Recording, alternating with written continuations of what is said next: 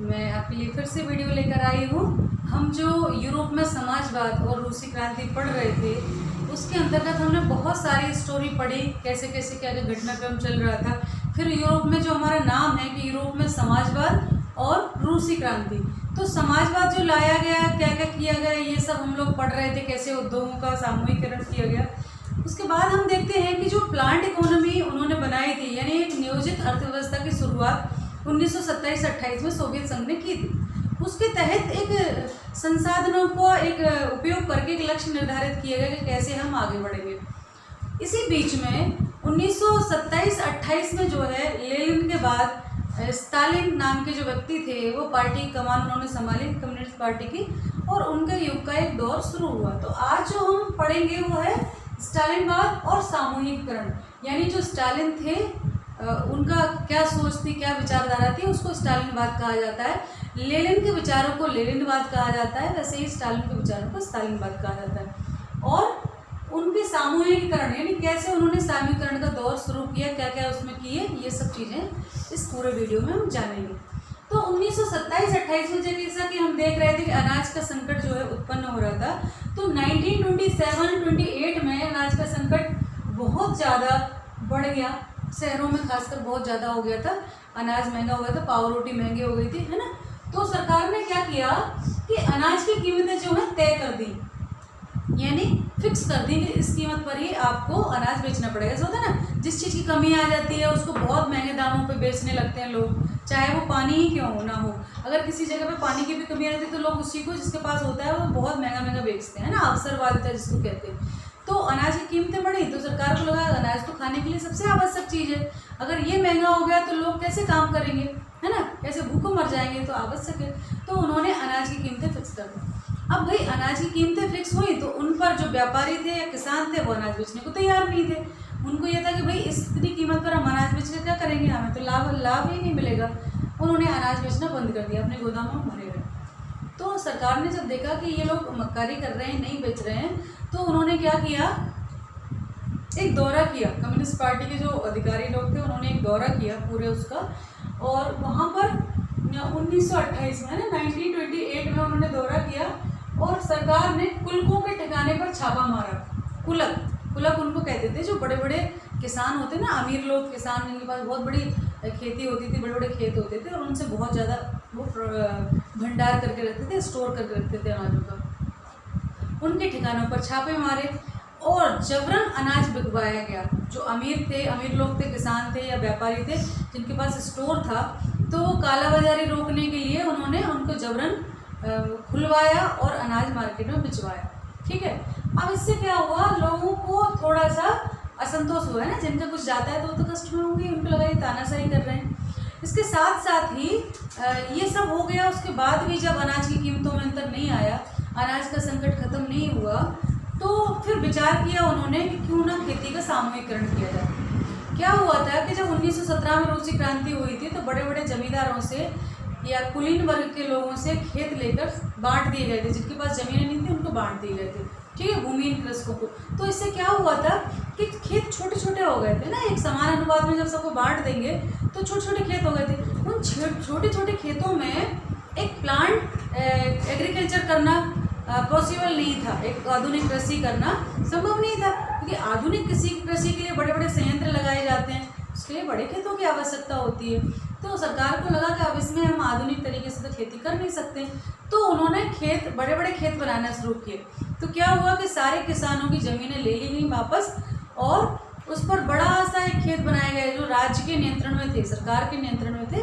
ऐसे खेत डेवलप किए गए और सामूहिक खेती को जो है यहीं से कार्यक्रम जो शुरुआत हुआ, यानी हम स्टालिन के सामूहिकरण की जो बात कर रहे हैं वो यहीं से शुरू हुआ, है ना। 1929 में 28 और 29 में ये सब हो रहा था, खेती का सामूहिकरण करिए और राज्य नियंत्रित सामूहिक खेत बनाए गए। इसी के साथ स्टालिन का सामूहिकरण का कार्यक्रम जो है प्रारंभ हुआ और खेत बनना शुरू हुए। अब एक चीज़ और हुई कि ना, अब खेत तो बन गए, किसानों से जमीनें ले ली राज्य, अब उनमें काम कौन करेगा। तो 1929 में पार्टी ने किसानों को कोल खोज में काम करने का आदेश जारी किया। यानी देखो, आप उनसे जमीनें छीनी, फिर उनसे कहा जाओ आप कोल खोज में काम करो, है ना, एक हिटलर शाही वाला आदेश। तो कोल खोज वो होते थे जो बड़े बड़े खेत थे उनको पोल खोज बोलते थे, तो उनमें जाकर काम करने का आदेश दिया।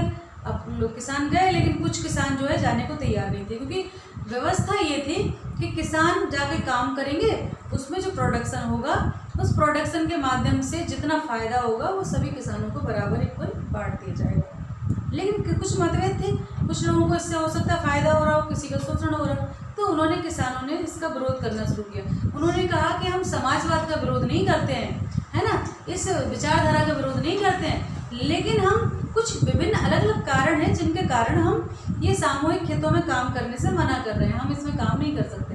तो इसके चलते ये सब चल रहा था। उसके साथ ही साथ उन्होंने क्या किया, जो किसान लोग थे उन्होंने कहा ये नहीं मानना है, तो उन्होंने अपने मवेशी मारना शुरू कर दिया ना, जानवर जो उनके घर पे पालतू जानवर थे, खेतों में काम करते थे, उनको मारना शुरू कर दिया, जिससे दूध उत्पादन भी होता था, उनको मारना शुरू किया।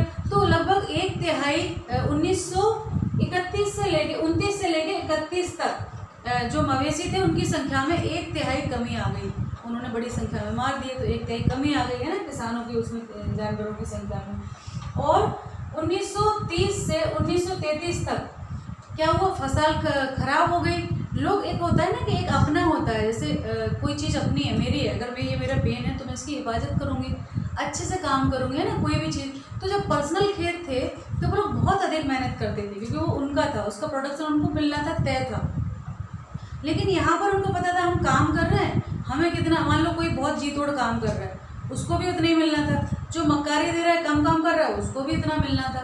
तो इन कारणों से कुछ जो अच्छे काम करने वाले थे उनके मन में आएगा भाई काम करने से क्या मतलब, तो होता है ना कि जो सबका होता है वो किसी का नहीं होता, वो वाली भावना के तहत काम हुआ, फसल खराब हुई और अच्छी फसल उत्पन्न ना होने के कारण अनाज की कमी तब भी बनी रही। उत्पादन में सामूहिक खेती के बाद भी कोई अंतर नहीं आया, प्रोडक्शन में प्रोडक्शन नहीं बढ़ा। साथ ही साथ 1931 से लेकर 33 तक फसल खराब हुई और सोवियत संघ के इतिहास में बहुत बड़ा अकाल पड़ा, जिसके चलते करीब 40 लाख जो लोग थे वो मारे गए, भूखे मारे, इतना बड़ा अकाल पड़ा।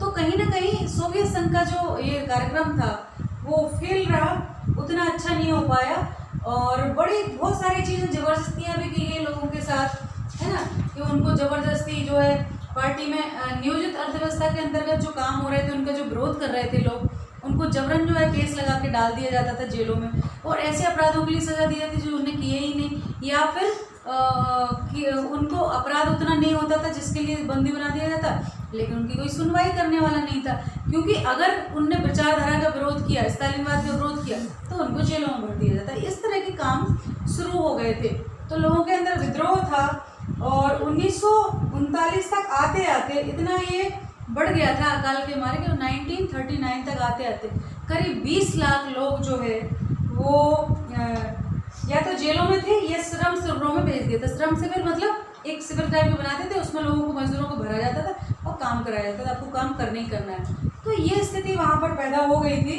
और लोग अनावश्यक रूप से परेशान थे। और अगर उनसे जैसे जो उनके विचारधारा के विरोधी थे उनको जब बंद कर दिया जाता था जेलों में, तो उनसे कहा जाता था आप अपना अपराध स्वीकार करें, आप ये कहें कि आप समाजवाद के विरोधी। तो वो नहीं भी होते थे तो भी उनसे जबरन लिखवा के बयान लिया जाता था कि उन्होंने समाजवाद का विरोध किया है, इसलिए उनको जेलों में डाल दिया गया। ठीक है, तो ये सारी चीज़ें जो है उस समय चल रही थी। और जो रूसी क्रांति हुई थी 1917 में, कहीं ना कहीं ये उसका उल्लंघन था और उन चीज़ों पर ये खरे नहीं उतर रहे थे जिन चीज़ों को, जिन उद्देश्यों को लेकर ये आए थे।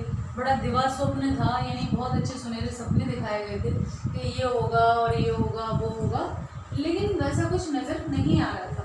ठीक है, इसी के बाद अगला जो हमारा टॉपिक है वो है वैश्विक प्रभाव, इसका रूसी क्रांति और सोवियत संघ का वैश्विक प्रभाव। अगला जो हमारा टॉपिक है वो है रूसी क्रांति और सोवियत संघ का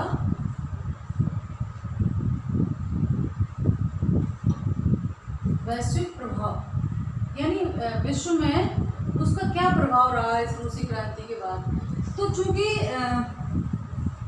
एक उन लोगों ने एक विचारधारा दी थी कि कामकाजी जो लोग होंगे उनका शासन होगा, एक बड़ी अच्छी विचारधारा थी कि कामकाजी जो व्यक्ति हैं वो शासन करेंगे, उन्हीं का शासन होगा, उन्हीं की सरकार होगी। तो एक स्वप्न था जिसके लिए लगभग पूरे विश्व में सभी जगह कम्युनिस्ट पार्टियों का गठन हुआ, क्योंकि लोगों को लगा कि ये विचारधारा अगर रूस में हुई है तो सभी जगहों में होगी, तो एक आदर्श राज्य की स्थापना होगी। तो जगह जगह पार्टियां बनाई गई। इसी के चलते जो है ब्रिटेन में भी इंग्लैंड में भी एक पार्टी गठित हुई, है ना। जगह जगह लोगों ने कम्युनिस्ट पार्टी का गठन किया। तो इंग्लैंड में भी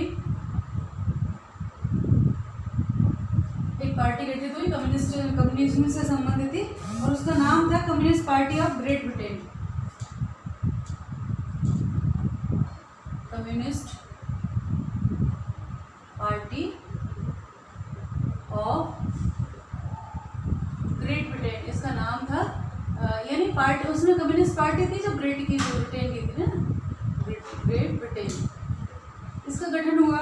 इसके अलावा विश्व के बहुत सारे देशों में एक कम्युनिस्ट पार्टी गठित की गई, और जो सोवियत संघ के उपनिवेश जहाँ जहाँ थे उनके क्षेत्र थे, वहाँ भी सोवियत संघ ने जो है प्रोत्साहित किया कि कम्युनिस्ट पार्टी गठित की जाए, समाजवाद को जो है फैलाया जाए।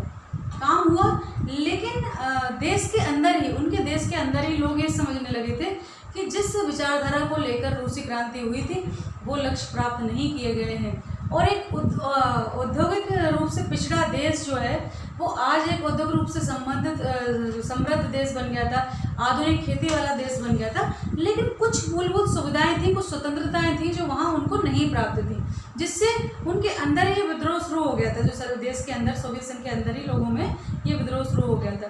लेकिन फिर भी एक बहुत बड़ी अंतर्राष्ट्रीय पंचायत जो है इन्होंने गठित की अपने प्रचार प्रसार के लिए, है ना। तो 1920 में 1920 में एक अंतर्राष्ट्रीय महासंघ का गठन हुआ। क्या हुआ? अंतर्राष्ट्रीय महासभा टाइप की गठित की गई थी, है ना। दूसरे विश्व युद्ध शुरू हुआ तो समाजवाद को एक वैश्विक पहचान भी मिली, लोगों ने जाना कि भाई समाजवाद क्या है, कैसे है ना। तो एक कॉमिटन बनाया गया था, कॉमिटन था, है ना, जिसके अंतर्गत जो है उन्होंने सभा आयोजित की और जिसमें बहुत सारे लोग शामिल हुए, है ना।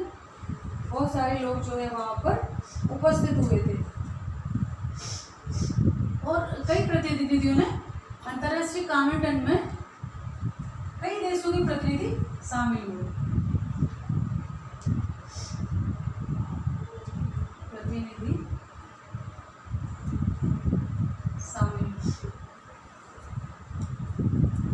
इस प्रकार से हालांकि समाजवाद का प्रभाव विश्व के सभी क्षेत्रों में फैला, लेकिन फिर भी 1950 के दशक तक आते आते लोगों को ये लगने लगा था कि भाई ये जिन आदर्शों को लेकर चले थे वो नहीं है, कुछ मूलभूत स्वतंत्रता जो प्राप्त होनी चाहिए वो नहीं है। देखो आपके अगर समाजवाद उनकी नीतियों को विरोध करता था तो जबरन जेल में डाल देते थे, उनको स्वतंत्रता ही नहीं थी अपनी बात व्यक्त करने की।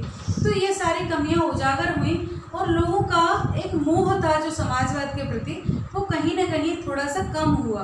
लोगों को लगा कि समाजवाद उस तरह से नहीं हो रहा है। लोगों को, हालांकि समाजवादी देश में सोवियत संघ में विकास भी हुआ था, औद्योगिक विकास हुआ, खेती में विकास हुआ और गरीबों को भोजन भी मिल रहा था, आवास भी मिल रहे थे। लेकिन अब मूलभूत स्वतंत्रता अगर छीन लेंगे तो वो कहीं ना कहीं रोटी की कीमत पर आप किसी के जीवन की स्वतंत्रता नहीं छीन सकते, है ना, विचारों की स्वतंत्रता नहीं दे सकते। तो ये सब चल रहा था और विकास परियोजनाओं की दमनकारी बल पर लागू किया जा रहा था, है ना। दमनकारी मतलब कोई प्रोजेक्ट आपने किया तो जबरदस्त आपने आदेश दे दिया कि सब लोग काम करो, मजदूरों को शिविरों में भर दिया जाता था, काम करवाया जाता था, उनके काम के घंटे, कई बार अगर उनको टारगेट फिक्स करना होता था ना, जैसे मैंने औद्योगिकरण का बताया था कि कोई परियोजना है तो पता चला जो 10 साल में पूरी हो 3 साल में पूरी करवा लिया आपने। तो दिन रात लोगों को मेहनत करना पड़ी, अमानवीय स्थितियों से गुजरना पड़ा। तो ये यातनाएं जो है वो लोग झेल रहे थे, इसीलिए वहाँ पर इसके खिलाफ जो है कहीं ना कहीं विद्रोह शुरू हो गया था ना। तो अंतर्राष्ट्रीय स्तर पर सोवियत संघ की जो प्रतिष्ठा है वो काफ़ी कम हो गई इससे, ठीक है। तो ये जो चैप्टर है अपना वो यहीं समाप्त होता है। इसके साथ ही मैं क्वेश्चन का एक टेस्ट पेपर डालूंगी, उसको आप करेंगे डिस्क्रिप्शन में, और नेक्स्ट जो वीडियो लाएंगे तो इसके क्वेश्चन आंसर को हम सॉल्व करवाएंगे। तो ध्यान रखिए, पढ़ाई करते रहिए, मैं आपके साथ।